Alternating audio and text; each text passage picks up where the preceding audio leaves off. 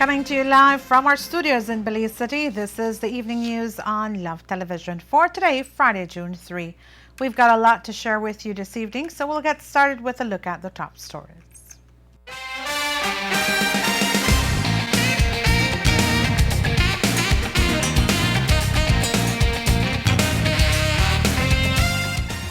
Opposition People's United Party travels to the Sarstoon. We'll tell you how that journey went when we spoke to the party leader, John Bursenio.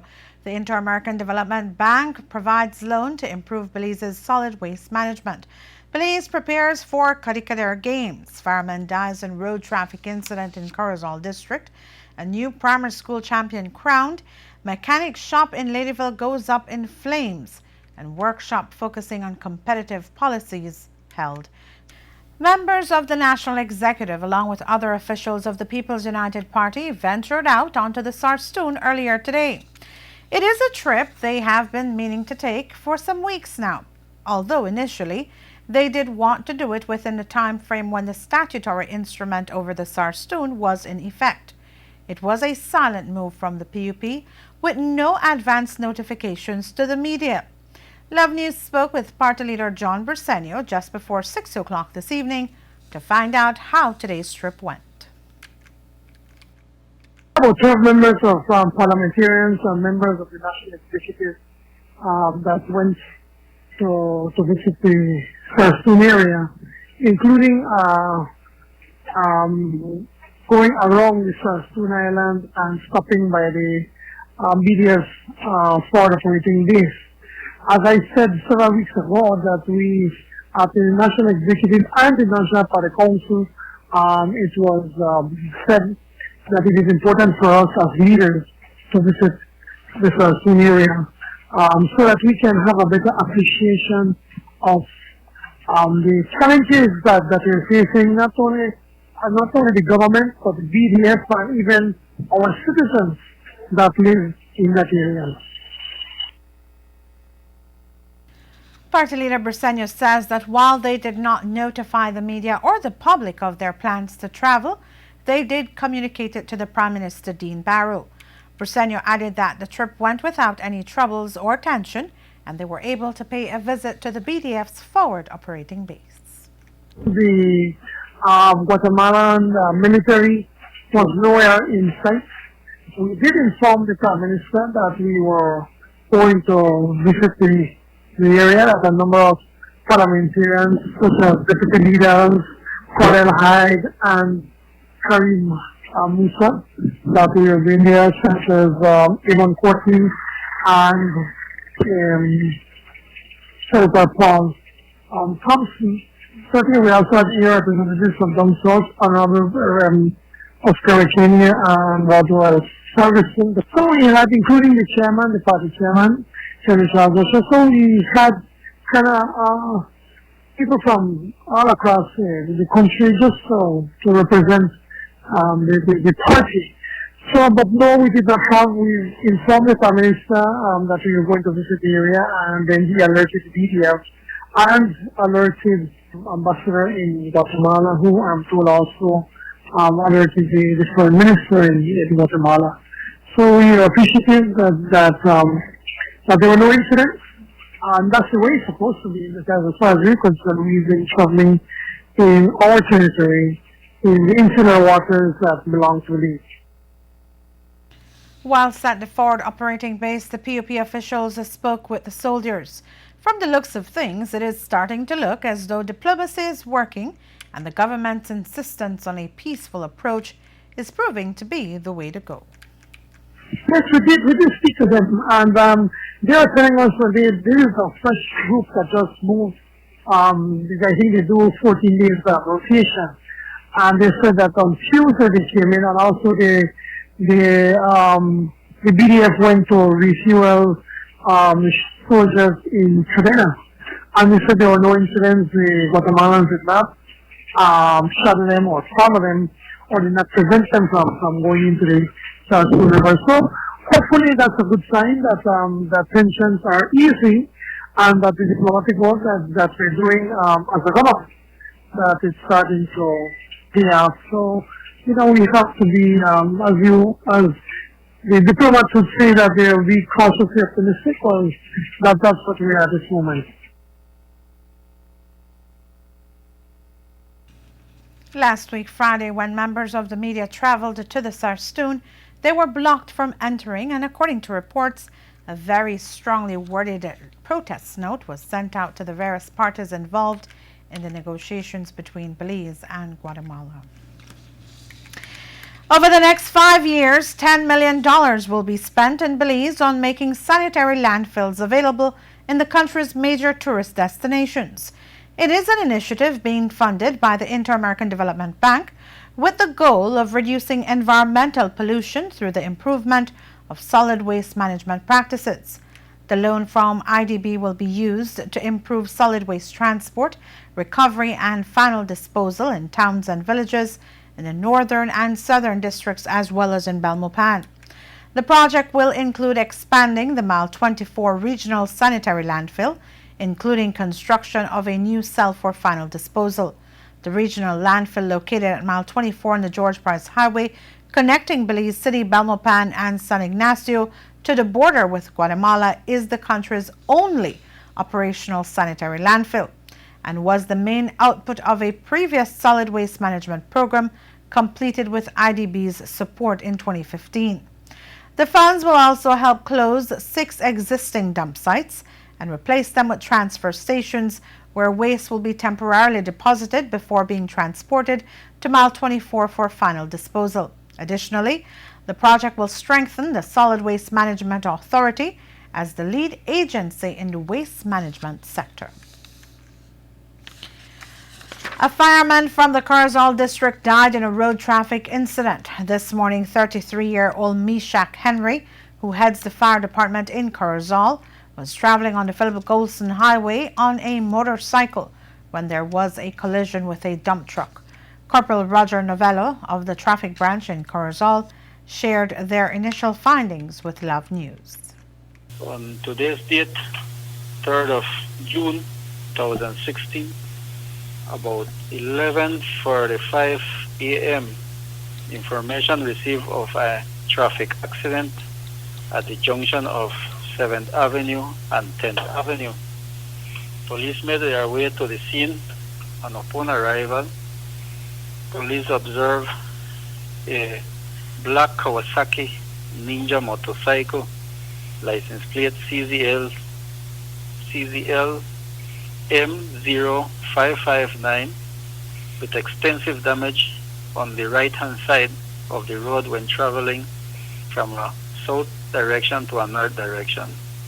Police also observed a brown-skinned male person almost on the middle of the road, motionless, apparently dead. At the scene, police also observed a white Ford L8000 dump truck, license plate CZLA 00211. Initial investigation reveals that Mr. Meshack Henry, of 33 years, date of birth 21st 4th 1983, of First Street North, Corozal Tong, was driving a motorcycle on 7th Avenue from a north direction to a south direction.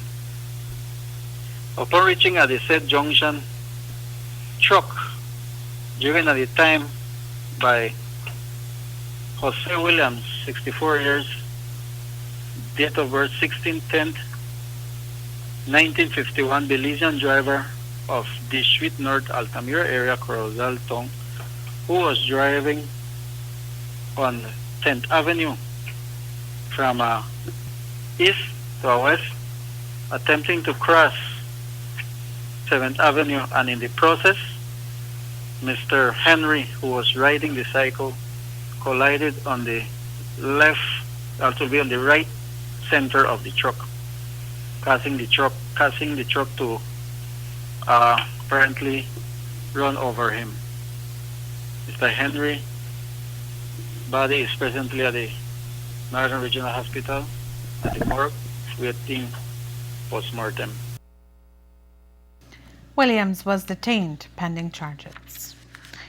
This morning, the Belize National Sports Council welcomed a Codicader delegation to Belize. The group comprised of representatives from El Salvador, Honduras, Panama, Costa Rica, and Nicaragua. The delegation is here to do the official inspection of the sites for the upcoming games in Belize. Games being hosted in Belize will be table tennis, volleyball, basketball, and football.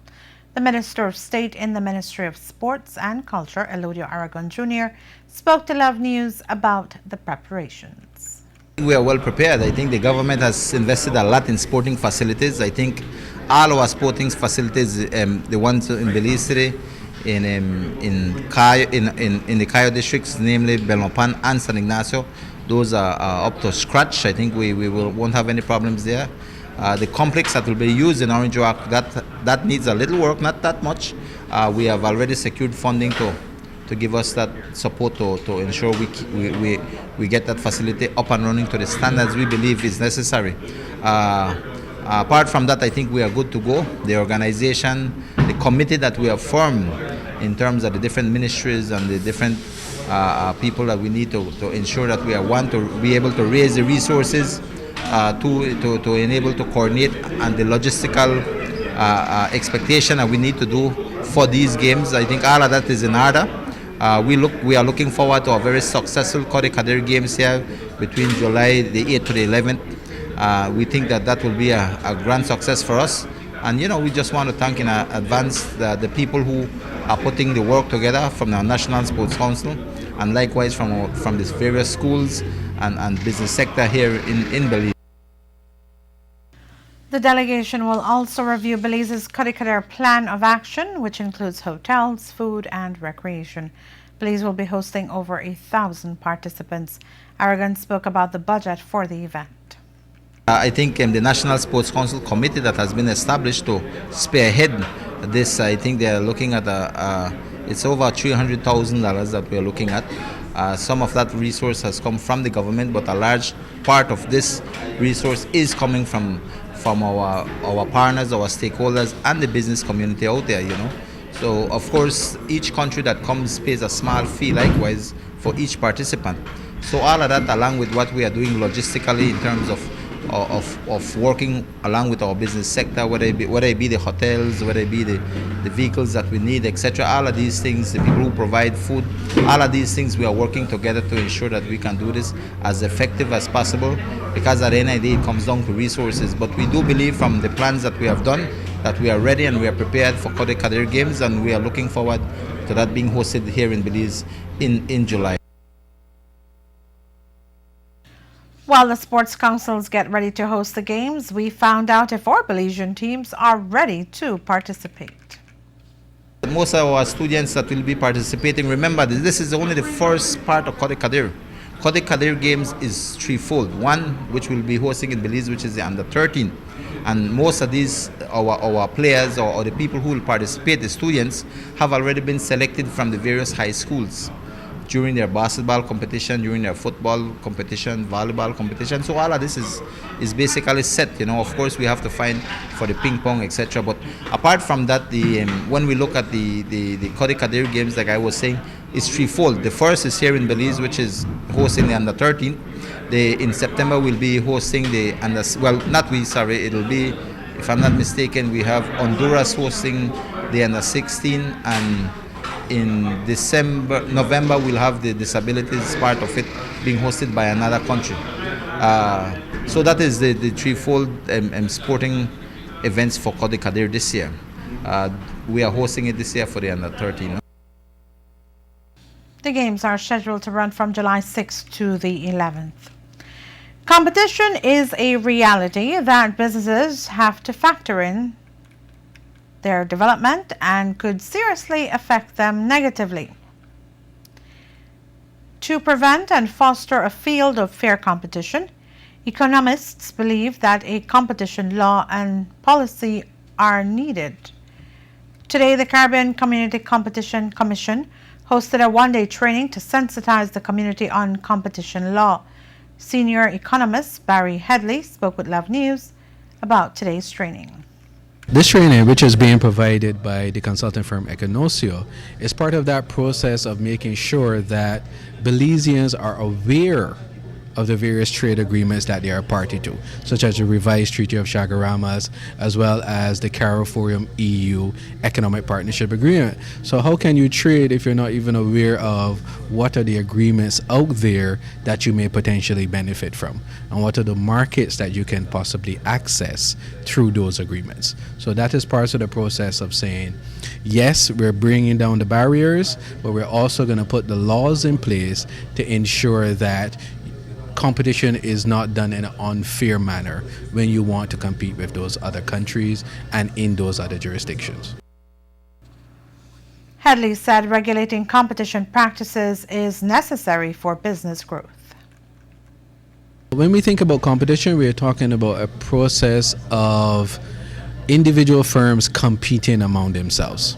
So we're talking about firms trying to win, to be the best they can be, to earn as much money, to gain as many customers. That is what we're talking about. So it's like fighting among the various firms to get you, the consumer, to be their customers. So that is what we talk about when we're looking at competition policy. But we're also saying when that process of competition happens between the firms, there are laws that are in place to ensure that it's done in a fair and unbiased way, so that maybe larger firms or groups of firms don't take advantage of other firms. So that is what a law is in place for, to ensure that you, the business community, you, the consumer, are protected from unfair business practices. There may be a firm that might have a dominant position in a particular market, and it might be using practices such as predatory pricing, or it might be stopping new firms from getting access maybe to retailers, and in such doing, entrepreneurs can't develop or grow their new businesses. So the law will be there in place to penalize that firm for that sort of behavior. So that will give an opportunity then to ensure that entrepreneurs, new companies that want to come into Belize have the opportunity to grow and develop in a way where they're not subject to unfair competition. According to Headley, an ideal business world where competition is working properly would be reflected in the satisfaction of consumers. When we think about competition, we are talking about a process of individual firms competing among themselves. So we're talking ideal market would be where consumers benefit. That's your best example of a truly competitive market where consumers have more choice. They have better quality products. They have better services. Businesses are more responsive to what they want. You call the business and somebody answers, or you need to get your product repaired.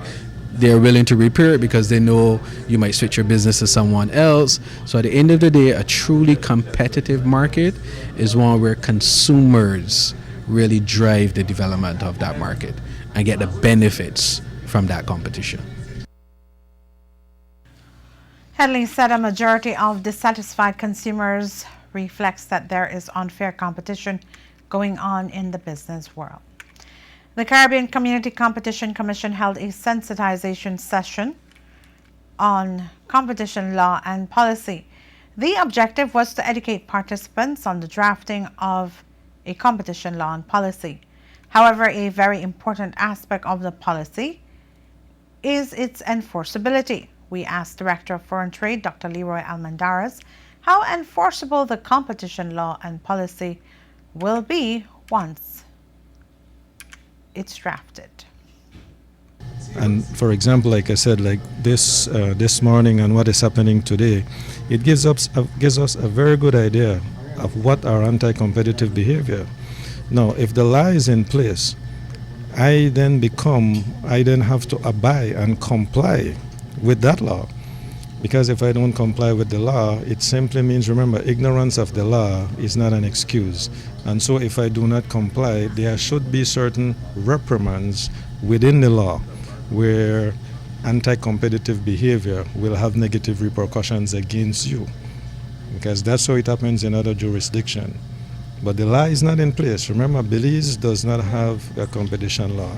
But this sensitization process will take a little time. using focus groups, using talking to the Chamber of Commerce, so that everybody can understand what the situation is.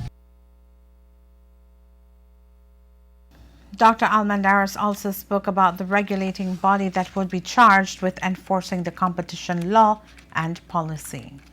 In order to comply with the treaty as well, each member state establishes a national competition authority, whatever it's called. For example, you have the CARICOM Competition Commission. What they do, they regulate the commission because it's built in within their functions. So they assist member states in establishing their own authority. But it would mean that Belize would need to have its own authority that would enforce the law. The business field in Belize is not always a fair place. There are many undisclosed factors that might cause some unfair competition in the field, for example, political favoritism and others. Dr. Almendares spoke about how efficient the competition law would be to regulate these factors. Be balanced. It will be balanced politically, economically, and socially, because the law will address all those who operate in some environment where that competition exists. We know for a fact that, yes, you hear about certain types of behavior and things like that, but here is a case where I'm saying, and that is why the sensitization and the length of time it takes is very important, so that people can understand their role and their responsibilities based on this law. And that entity, that whatever name it's given, should have the level of autonomy to enforce the law. For competition, fair practices to work in the business field, Dr. Almendares stated that the public must be actively engaged in drafting the competition policy. One of the purposes of sensitization is also to get feedback from people with respect to what this law would do when it changes from the present landscape to based on fair practices, fair practices within the community, within the country. And so it will be very important that for people to engage and participate in the consultative process, because it's only through that you can get the kind of buy-in and understanding that is required for people to say, well, okay, I understand that this law will be fair to me and will be fair across in its not only its implementation but its enforcement. Belize's engagement in trade agreements with CSME and others make it important for Belize to draft competition policies to protect businesses and consumers. In an effort to create economic growth, we have been following economic modules from developed countries, and so we try to motivate more entrepreneurship in Belize. Yet, implementation of business proves to be a hard reality, and it is estimated that only 50% of businesses make it past the 5-year benchmark. Director of Foreign Trade Dr. Leroy Almendares commented on what could be causing the lack of business survival. There are several things, because here if you want to invest, if you want to start up, then it means access to finance. So if you will hear about the banks being very liquid, but access to finance will mean that the access has to be competitive, and that we're talking about interest rates. If the interest rates are too high, then that creates its own problem. But if the rates are not concessionary, but allows you to compete, allows you to develop much faster, then that would work. So you access finances either through, within the financial system, because you have banks, you have credit unions, you have the Development Finance Corporation. So find out what they're all about. And of course, if it requires any form of collateral, you have your business plan. So your business plan can provide that level of collateral because it shows financial projections in terms of viability into the future. If a plan is not viable, then it should not be financed. That's how it works. Dr. Almendares also offered some advice for business owners. My best advice would be find something that doesn't exist. Because remember, if you're going into a market, right, and a market is where we have already businesses are in there. If too many businesses are in there and you decide to go in there, the market is already divided. In other words, the profits within that market is divided. And if you go in there, what share do you expect to get? No, you can create a situation based on your strategy. You can take the same product and differentiate it. In other words, make it a little bit more different. But remember, you must market your product. Marketing is important. And marketing can be done this way. Target who you want to consume or to whatever the product might be. Target those people. If it's young people, if it's of a certain age group, then you target them. And one of the ways of targeting them is, first of all, get them to test it. Market testing is important. So get people to test it and let them give you feedback. Sometimes you walk in certain places and you see people giving you something on a toothpick to taste or giving you samples of something. That's because they want feedback. And based on the feedback that they get, then they decide whether or not they're going to increase or produce in mass quantities. All right? But think about something new. Never be afraid to take a chance. It's through innovation, it's through creativity that you might find out that you have carved out, a special market for yourself.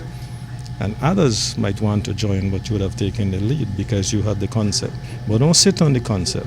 Don't be afraid of making the investment. The largest individual graduating classes in tertiary level still remains the business field. Last night, about 9 o'clock, a fire at a mechanic shop in Ladyville Village Police District resulted in 7 scrap vehicles going up in flames.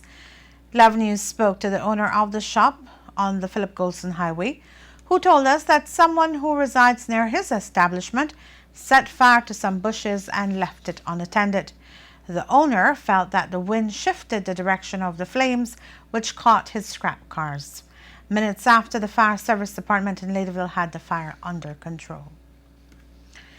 The B&B National Spelling Bee competition concluded today with the national finals. Elimination rounds across the country left 12 participants competing to become the champion primary school speller. Love News was there and spoke to Coca-Cola brand coordinator Liani Castillo about the competition. The way the competition works is that first we did was a zone elimination. So we traveled countrywide and we had the assistance of our education officers, our education team, as well as our B&B team. From there we narrowed it down to the district winners, first and second place. So we had 12 students here today. In terms of logistics, we had to assist our participant from Toledo. So because of the time of the competition, which was at 9:30, we brought him in yesterday. We brought 2 of them in yesterday to be rested and ready to start the competition today because it's such a long distance from Toledo to Borough.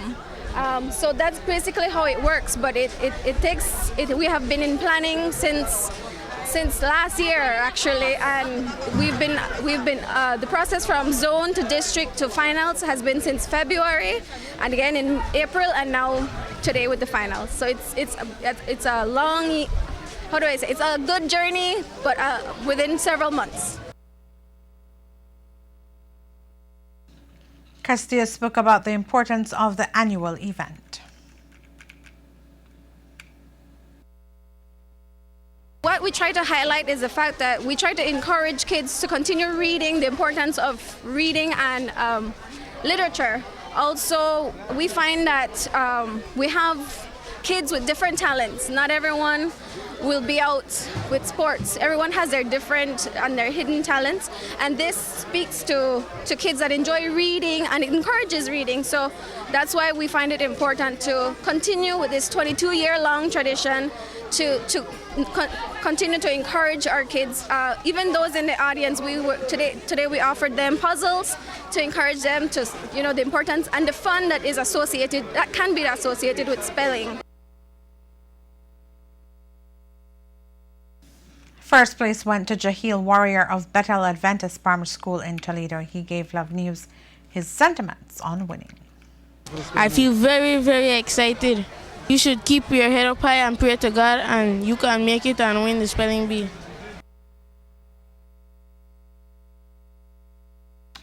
Among the prizes Warrior received were 2 $2,000 gift certificates, a 4-year tuition scholarship, a laptop, and a Samsung phone. Second place went to Shahid Paris from Bernice York School in Belize City. The family of 2-year-old Alexi Munoz is asking the public for assistance to help them meet their medical expenses. The 2-year-old was diagnosed with acute lymphoblastic leukemia a few weeks ago. The family has taken her to undergo chemo treatment in Honduras, which has taken a toll on the family's finances. A family friend has set up a GoFundMe account to assist the family to meet the growing medical bills. To assist using the account, you can go to www.gofundme.com and key in Alexis Leukemia Fund, or you can make a contribution to Atlantic Bank account number 210812138. A mother of 3 has lost her home to fire in Dangriga. Here's Harry Arzu with that story. A single parent of 3 children are seeking the public assistance in an effort to get back on her feet. 24-year-old Giovanni Duce lost all of her belongings in a house fire just recently while she was making a domestic violence report here at the Dangriga police station some time ago. She told Love News that she was living with her ex-common-law husband for 3 years in an abusive relationship.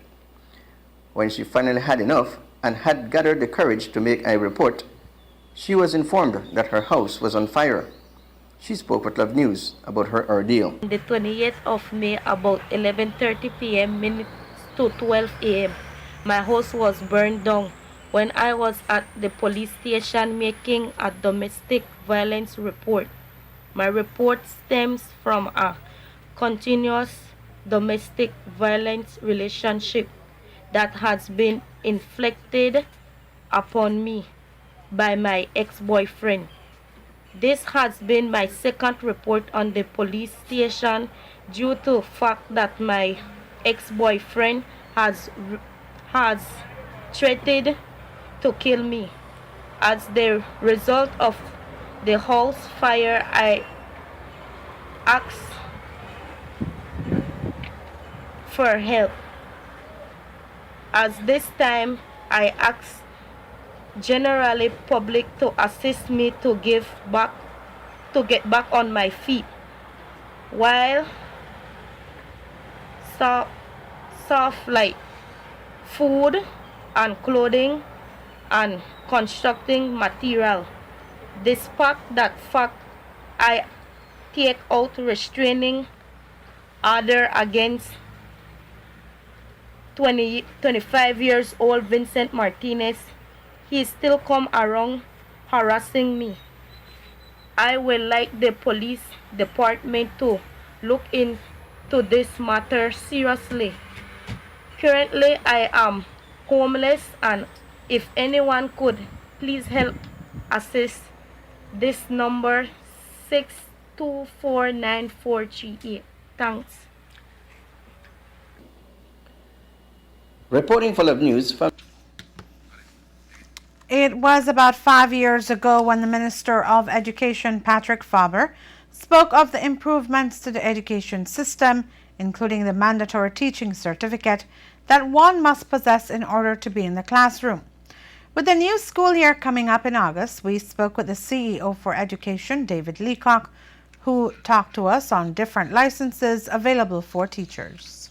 First of all, there are different categories of licenses. You have the full license, which are for teachers who have the qualifications, the minimum qualifications to be teachers. You have provisional license, which are for teachers who do not have the qualifications. And then you have special licenses, for example, for those areas that are hard to find teachers for in our country, trained teachers for in our country. We just don't have the supply.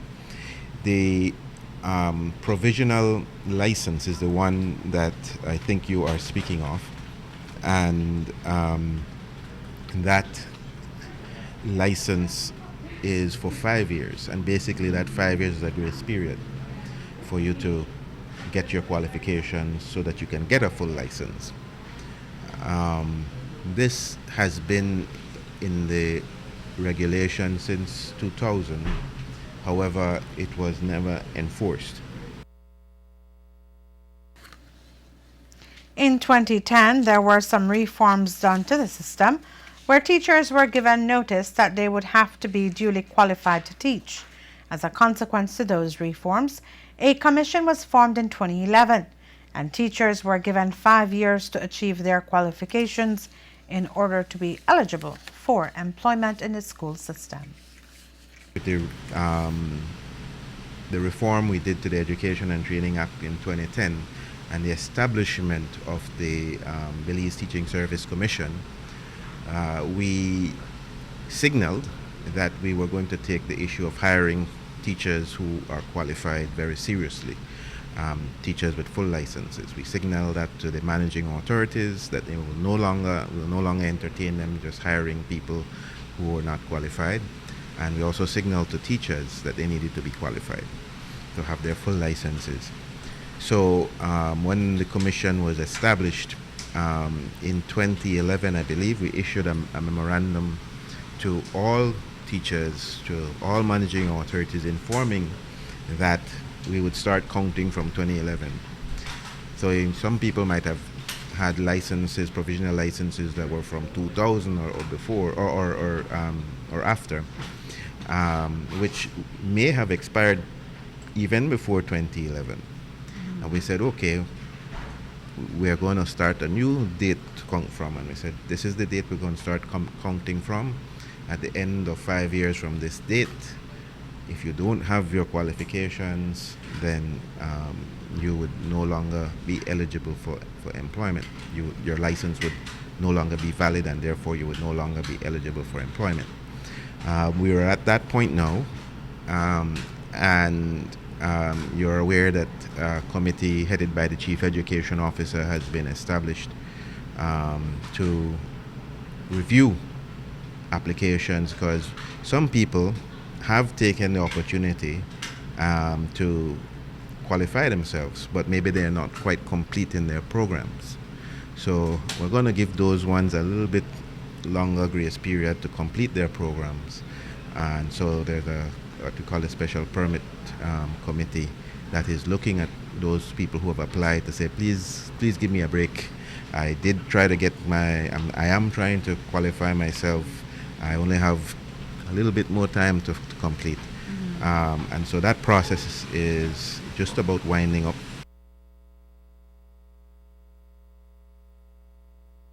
CEO Leacock mentioned there are some specialized areas where teachers will be allowed to teach with a special license. I can think very quickly at the secondary level, many of the technical and vocational areas, to get a trained teacher, they might have the technical knowledge but not the pedagogical knowledge, right? And so they would not have a full license. So, but recognizing that that's not because of the teacher, that's because we don't have the programs, right? We have therefore had this special provision for special licenses. It's been in the system for some years now, from 2000 when education rules were first passed. And so that's the special license. There are other areas too. Maybe like if you're teaching something in arts or something like that, which is not a program we have at UB. Art education, for example, we don't have that. The Ministry of Education has been receiving updated credentials from the teachers from around the country as they prepare to issue new licenses for the coming school year. World Pediatric is hosting another children's clinic over the weekend in collaboration with the Belize Council for the Visually Impaired. Candy Stillett, Program Officer, spoke to this weekend's eye clinic and who the target patients are. We partner with the KHMH on most of our missions. However, this mission will be in partnership with BCVI. A team of doctors will be coming in from Virginia. They arrive tomorrow and their clinic day is scheduled for Sunday. They will be doing cases of strabismus, that is also known as cross-eye. And they will also be doing dermoid cysts, that's growth around the eyes. They will also be doing cataracts and blockage of tear ducts and any other condition that may require surgery. Tillett says that even if the patient has not been diagnosed with any of these eye issues, if there are grave concerns surrounding vision, they can still come to the clinic on Sunday. It can be that they have concerns because a lot of the times you're not really sure what's happening with your child. You just suspect certain things. So they're open to come if they feel that their child is having severe problems, maybe even severe vision problems. And then they will go through the evaluation process, and then if they require surgery, they will be checked out by our anesthesiologist and cleared for surgery, and then we will make a schedule, and between Monday to Thursday they will get a slot for surgery. Basically it's free. However, if you would like to give a donation for the evaluation of like $20, or if you want to give a donation for the surgery, you can, but we won't turn away any patient that does not have the funds to attend the clinic. We start at 8 o'clock. However, with the number of patients that may show up, we have some people that really come early. So if they like an early space, they can come earlier than 8 o'clock. We'll have volunteers there giving out numbers and getting patients in order, and that's basically the process for them to enroll in the clinic. If they have a social security card, that would also help us. If they have any previous x-rays, tests of any sort pertaining to the condition that they have, then we would urge them to bring that so that it's easier for the doctors while doing the evaluations. World Pediatric has been offering free specialist clinics for years now. It is undoubtedly an expensive venture, and with that, we asked Tillett how they finance these services. Currently, our funding comes from the U.S. We have our donors in Virginia and all across the country. However, we're looking into doing stuff locally to get more awareness about our program. So the upcoming year, you should be hearing more from us. Clinic starts at 8 a.m. at the BCVI compound on Princess Margaret Drive in Belize City. It is open to persons from birth to 21 years old. Just after 10 o'clock last night, officers on duty at the Belmopan police station received reports of shots being fired in the Salvapan area. A mobile team responded to Columbia Street at the home of 39-year-old Russell Arnold, where they received reports of the house being riddled with bullets, and in the process, Arnold was hit. According to reports, Arnold was inside his home with his wife and his 4 children when they began hearing the sounds of gunshots and realized shortly after that his house was being shot at. While he did run for cover, one of the bullets did injure him in the head. He told police that he did not see who the shooter was, and he's clueless as to why his house was targeted. Police have not detained anyone, and they are continuing their investigations. Another firearm along with ammunition has been taken off the streets, this time in western Belize. The Special Branch Tactical Response Squad attached to the San Ignacio police station received intelligence and subsequently carried out a search on an overgrown lot in the Shawville area just after 3 o'clock yesterday afternoon, where they found a black Jericho brand 9mm pistol with 1 metal magazine carrying 3 bronze Luger brand 9mm rounds of ammunition.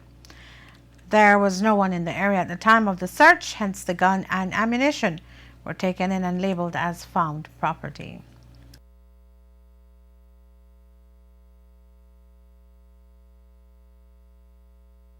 Initiatives. We'll have that story for you a little later on in our newscast. Hope for Pregnancy Center is inviting residents of Belmopan and surrounding areas to be a part of their 2nd annual fundraising event. We hear more in this report from our correspondent, Fem Cruz. On Saturday, June 4, Hope for Life Pregnancy Center in Belmopan will be having their 2nd annual Walk for Life fundraiser. Andrea Rodriguez, one of the coordinator, spoke of the route and the importance of this walk. This year we will be meeting at the Sir George Brown Field, and the route is similar to last year. So at 5:30 p.m. we will be leaving from the Sir George Brown Field, heading towards the Belmopan Comprehensive School onto Constitution Drive, and then past the Scotia and Belize Bank areas all the way around the Ring Road, heading back to our center, which is located on 27 Garza Avenue. The walk is very important for us, and two main reasons is that one of them, it is a way for us to raise the funds that we need every year to keep the center open, and also to create awareness so that people know the kind of work that we do. And we help all women who find themselves in unintended pregnancies and they are in need of love and support, and so that is why we'll be walking tomorrow. If anyone would want to join this walk tomorrow, how can they do so? Well, they just need to come out and meet us at the field, Sir George Brown Field, at 5:30. We'll be there from 5 o'clock selling T-shirts. So they're welcome to come and join us from there and walk with us. We're also giving away some prizes so if you bring friends or family with you and you bring the most, you get to win a prize as well. So you have, a little incentive to come out and join us. This is Brother Fem Cruz reporting from the nation's capital city, Belmopan, for Love FM. The Ministry of Public Service held an information fair for residents in Dangriga. Here's Harry Arzu with that story. The Ministry of the Public Service is today holding a public information fair on St. Vincent Street here in Dangriga. Various government departments set up their booth on the said street, highlighting the goods and services that they provide to the general public, as well as equipment that they use to carry out their duties. An official ceremony was held earlier this morning declaring the event open to the general public. Guest speaker for the event was Minister of the Public Service, Energy and Public Utilities, Frank Papamena. Moreover, Leron Cayetano is the Public Relations Officer in the said ministry. He spoke with Love News. What we're actually having out here on St. Vincent Street is what we refer to as a public information fair in Dangriga, and this actually goes on in all districts. Dangriga is our, we say the best for last, since our minister represents Dangriga on our farm. So we are here in the Culture Capital today, this morning, to celebrate Public Information Fair. What the fair actually highlights is actually what the Ministry of Public Service is all about, giving all what the services that the ministry provides. The ministry has 14 ministries within the public service, and you will see all, if not most of them, represented out here today, from the police department to income tax, social security, and the list goes on. Here about the negative publicity of the public service, and this is one way of us showing what is the good side of the public service. Reporting for Love News from Dangriga, I'm Harry Arzu. Our thought conditioner for today comes from Paulo Coelho. It reads, quote, "Whenever you want to achieve something, keep your eyes open. Concentrate and make sure you know exactly what it is that you want. No one can hit their target with their eyes closed." End of quote. This has been the evening news on Love Television for this Friday. We invite you to log on to our website at www.lovefm.com for transcripts of our news stories. Thank you for watching. With your news, I am Renee Trujillo.